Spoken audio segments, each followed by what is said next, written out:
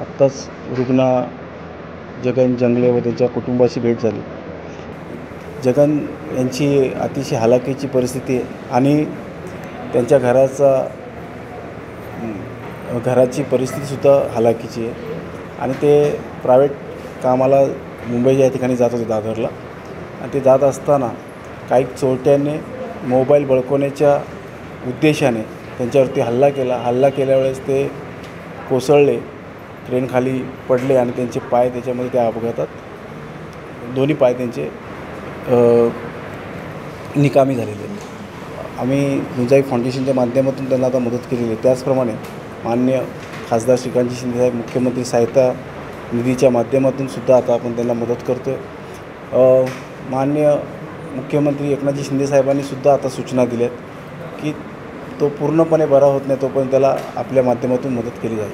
त्याला कडक कायद्याची गरज आहे। त्याचप्रमाणे ज्या ठिकाणी अशा घटना होतात त्या ठिकाणी बीट मार्शलच्या माध्यमातून किंवा पोलीस यंत्रणामध्ये वाढ करण्याची गरज आहे। त्यामुळे मी प्रशासनालासुद्धा विनंती करतो की आपण अशा घटनाला आळा बसण्यासाठी पोलीस बळांचा जास्त वापर करायला हवा। माझा भाऊ जगन जंगले हा 22 तारखेला संध्याकाळी रोजच्याप्रमाणे दादर टू कल्याण प्रवास करत होता। प्रवास करत असताना ठाणा स्टेशनला त्याला ट्रेन जेव्हा प्लॅटफॉर्ममधून बाहेर निघाली त्या टायमाला त्याच्या हातावरती कोणीतरी दांडाने फटका मारला, त्याच्यामध्ये त्याचा तोल गेला आणि तो ट्रेनखाली आला।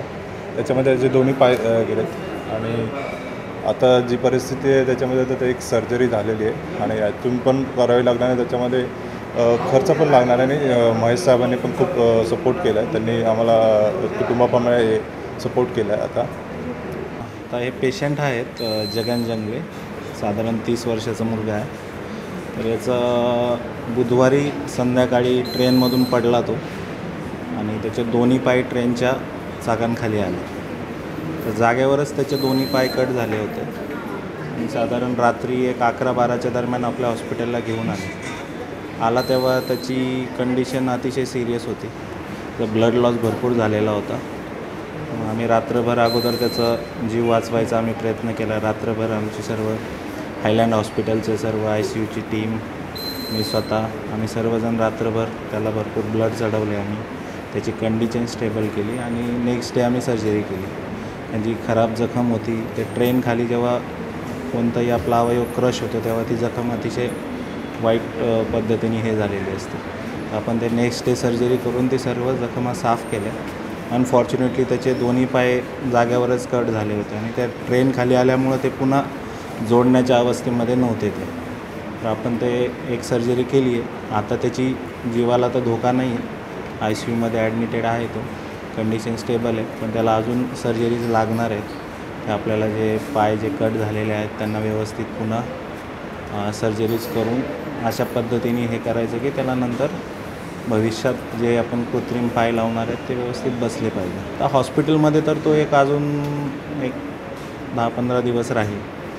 त्याच्यानंतर जे कृत्रिम पाय लावायचे त्याचं ते ट्रेनिंग ते पूर्ण रिकव्हरी व्हायला त्याला त्याच्या पायावर पुन्हा चालू व्हायला 5-6 महिने जातात।